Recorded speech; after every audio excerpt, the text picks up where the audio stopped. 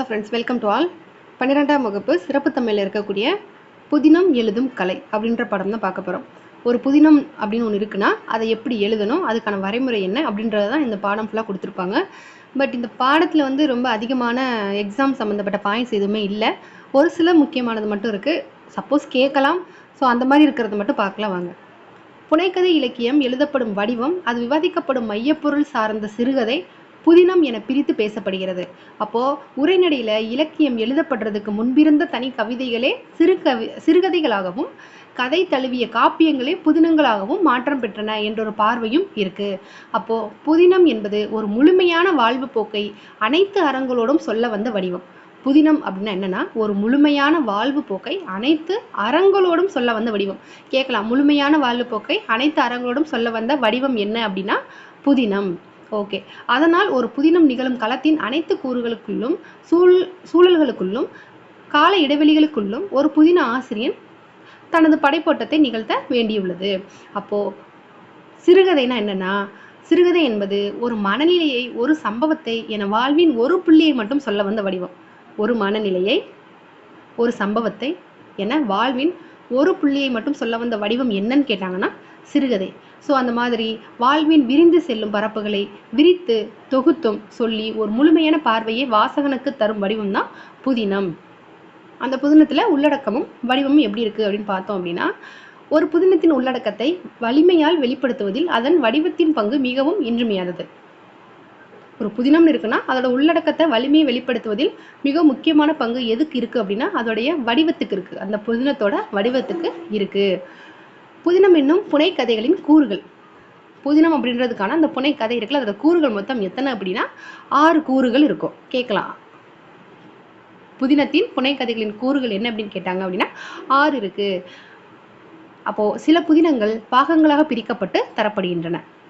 அதில் சில புதினங்கள் எண்ணிடப்பெற்ற இயல்களாக தரப்படுகின்றன.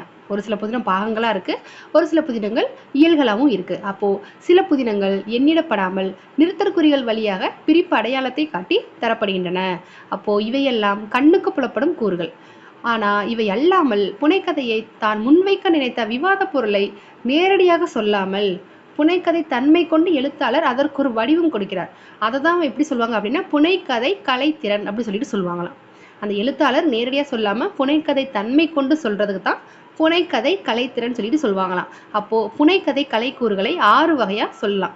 என்னென்னது? கதை பின்னல், அந்த கதைக்கான கதை மாந்தர்கள், சொல்முறை உத்திகள், மொழி பயன்பாடு, பேசுபொருள், பேசுபொருளுக்கான கால இட தேர்வுகள் அப்படின்றது.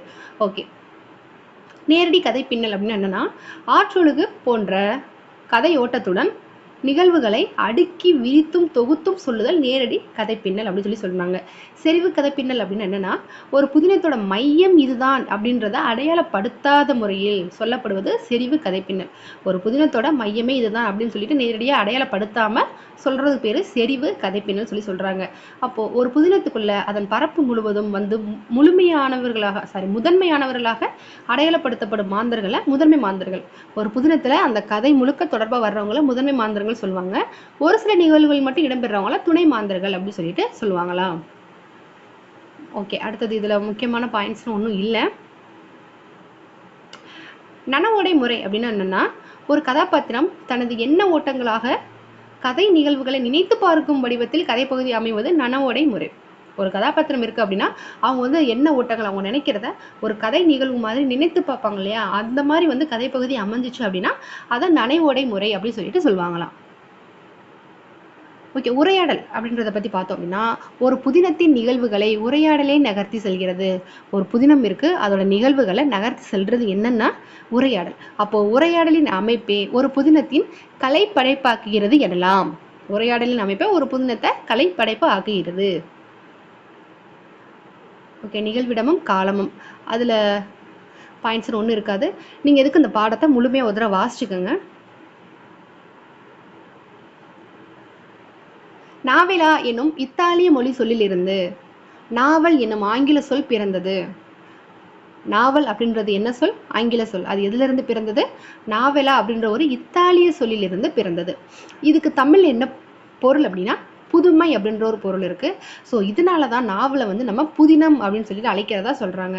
அப்போ உண்மை நிகழ்ச்சிகளையும் செயல்களையும் கூறியதுடன் கற்பனை மாந்தரையும் நிகழ்ச்சியையும் படைத்து புனைந்து கூறியமையால் இதுக்கு புதினம் புனைக்கதை என்ற பெயரும் இருக்கு அப்படின்னு சொல்லிட்டு சொல்றாங்க. அப்போ தற்காலத்துல கவிதையின் கற்பனை அழகுகளையும் உணர்ச்சி வெளிப்பாடுகளையும் உரைநடை மூலமா தருகின்ற சிறந்ததொரு கலை வடிவமா அந்த புதினம் இருக்கு. அதாவது எதன் மூலமா? உரைநடை மூலமா தருகின்ற சிறந்ததொரு கலை வடிவமா புதினம் இருக்கு. குறும்புதினங்கள்னா என்ன அப்படின்னா, புதினமாவும் இல்லாம சிறுகதை போலவும் இல்லாம ஒரு வகை புனைக்கதை இலக்கியம் அப்படின்னு சொல்லிடுறாங்களாம் பிரெஞ்சு திறனாய்வாளர்கள் சொல்றாங்க. அதுதான் குறும்புதினமா இருக்கா.